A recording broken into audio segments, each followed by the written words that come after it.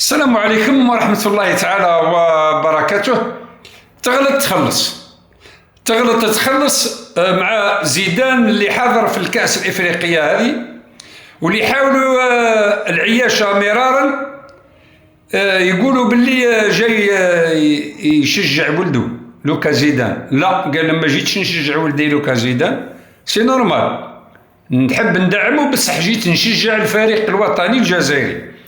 إذن يعني الكاف تغلط تخلص مع زيدان بلا ما يهدر، بلا ما يشكي، بلا ما يقول لك كدرت. يعني دركا يعني مورالمون الكاف تحط تحت الضغط في الادوار المتقدمه.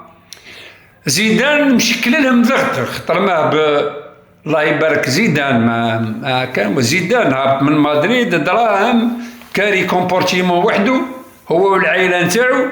لوكا زيدان جزائري، لوكا جزائري ونص، يلعب جول تاع ليكيب ناسيونال، برومي جول يا اما زيدان ولد زيدان. ومن بعد مداير لهم ضغط حلوه، ما لقاوش بها وين. شكون يقدر يهضر معاه؟ مي يقدر يهضر معاه حتى واحد.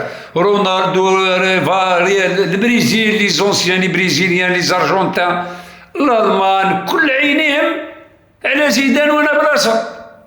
زيدان يتفرج في لاكوب دافريك. زيدان شكون يشجع؟ يشجع في البلاد اللي يلعب فيها ولده، اللي ولده فيها جزائري يا سيدي. ما نقولوش زيدان جزائري بصح ولده جزائري، وبالتالي راح يشجع الجزائر. يعني دعم باطل مديرو زيدان من الجزائر، والضغط إعلامي رهيب على الكاف باش يكونوا الناس كل فاهمين هذه العملية. على الكاف عالمي، يعني تغلط تخلص صح، ما كانش تمسخير.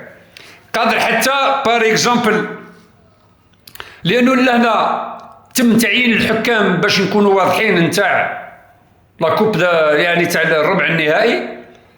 بدا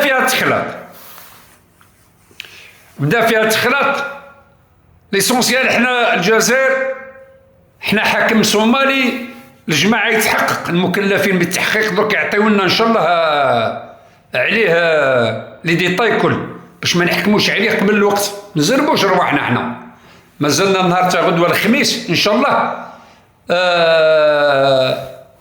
عندنا الجمعه السبت نلعبوا، راح يكونوا لي ديتاي عليه كاملين تاع الصومال. بصح الحكايه وانا براسها صعبت، هو انه الامور بدات تدخل في الفضايح. وين اكتشفت الجامعه الملكيه اللي راسها القجع عرضت $2000 في كل مباراه تلعب فيها الجزائر يوقف بلا كونغو ديمقراطيه، بلا غير موجوده كونغو ديمقراطيه من طرف الجامعه الملكيه. هذه صحيحه. $2000 للسيد هذاك اللي يمثل التمثال تاع لومبومبا، اللي يقدم له عموره يعني الدعايه، يعني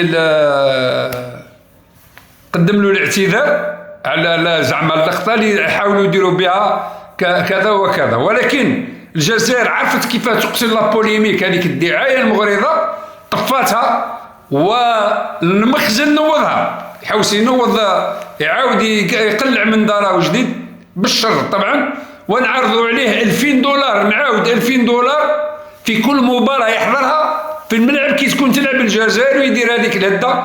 وانا قلت باللي موح يعني المغربي هو اللي قام بالعملية تاع باتريس لومومبا، وبعد نشرحوها لما تنتهي عفوا الدورة الكروية. النقطة الثانية هو تعيين الحكام. مصر عينوا لها حكم مغربي، الماتش تاع مصر والكوت ديفوار حكم مغربي، والماتش تاع الكاميرون والمغرب عينوا لها حكم تاع مصر. وهنا الشيء اللي كنت نقول فيه كامل في الفيديوهات نتاعي الاولى، وقلت ونعاود والله متمسك بالكلام، قلت مصر دائما في الكولاسه، لازم تعدي في الكولاسه على خاطر ما بور لا سامبل شوز واضحه. المقر نتاع الكاف عندها. دركا باش تقول لها مصر عليها دركا مطيحين عليها 11 مره وحنا نغلبوا في الكوت ديفوار، والكوت ديفوار عنده مره برك غلبنا.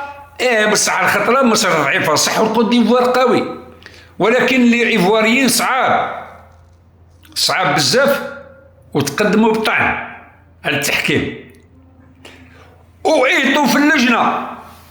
دركا طاح السي في السي موتسيبي مع لقجع مع كونتر ايطو، وايطو في اللجنه تاع التحكيم كذلك ما قبلش هذا التحكيم. ايطو قال لهم التحكيم يكون من بلد لاش خرج من كاس افريقيا، ما يكونش من بلد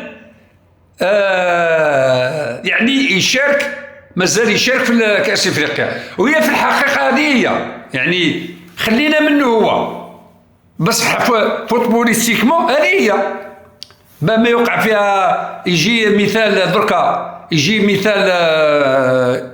مثال من الكونغو الديمقراطيه يحكم الماتش تاع الكاميرون، يجي عادي خلاص تاع الكاميرون والمغرب يجي عادي ويحكم قد والفار يكون فيه مثال تاع الكونغو الديمقراطيه وكذا يجي عادي. بس كي يكون المصري هو الحاكم نتاع الساحه والفار مازالوا ما هضروش عليه، ايطو بعد ديجا دار الاعتراض لانه هو في لجنه التحكيم.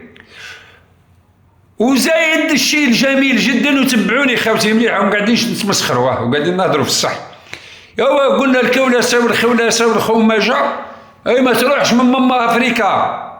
الناس تلعب على السوارد وما لقاوش كيفاش يديروا، قاعدين يتخوبثوا كيما الثعبان هذاك اللي فيه السم المنبا، هذاك المنبا السوداء، شفتوا المنبا السوداء هذاك هو لقجع بعينه الموتسيبي باتريس موتسيبي. دخلت نيجيريا في اشكال نتاع فينونسمون ما بينها لي جوار ما بينهم بين الكونفدراسيون تاعهم، فيه اشكال تاع مالي شكون يدخل ويعطي تفسير هو لقجع. قال مادام احنا منظمين الكوب دافريك هذه هو يعطيها تفسير اخر، وان كانت هي ما تاثر حتى على حاجه. قال لهم مادام نيجيريا عندهم الاشكال هذا جيسكا ريغلي سو بروبليم، يعني حتى تريقلوا ما بيناتكم لو بروبليم، حنا اللي نضمنوا كاتحاديه مغربيه عندهم السوارده. المروك هذا امريكانا عنده السوارد، البنك الفيدرالي الامريكي في المروك. قال لهم احنا نضمنوا الكفاله نتاع الاموال ونسلبوها لجميع اللاعبين النيجيريين باش يلعبوا الماتش تاعهم ضد الجزائر. يعني علاه؟ يعني انهم في الاعلان نتاعهم وصلوا لدرجه وين ما يلعبوش الماتش تاع الخميس مع الجزائر، وبالتالي تديه الجزائر 3 بوان سور طابي. ولكن هو فسرها قال لهم احنا ماذا بينا ما يكونش فراغ وتعدي ايكيب سيتادير هكذا ب 3 بوان بخلنا. لازم نلعبوا الماتش بالنسبه لي هكذا، وحتى ولو يكون التحكيم قد والضغط تاع زيدان والضغط من جوايه اخرى تاع الجزائر ماشي سهله الجزائر اتونسيون، ولكن قادره نيجيريا تولي في النتيجه وتقدر بالكش تخرج لنا الجزائر. وبالتالي كي تخرج لنا الجزائر نبقاو حنا والمغرب والمصر في التورنوا. ولكن يظهر لي السحر انقلب على السحر، وهذا التخطيط هذا كل جهنمي ما يمشيش ان شاء الله. وراح نشوفوا مواعيد اخرى كرويه والجزائر ما يشلاتها، نيجيريا تلعب ما تلعبش ما يشلاتها، تلعب نلعبوا ما تلعبش ديكاج. والله ما على بالنا بواحد روحوا نلعبوا الدومي فينال مع الكاميرون، يظهر لي ضمنتها الكاميرون واعر ايطو ايوا طاح السي في السي. صعيبه الامور بزاف. اذا بارك الله فيه زيدان على الحضور نتاعو والضغط الاعلامي اللي شكلوا على الاتحاد الافريقي واللي يراه حاكم في كرشو طول من زيدان.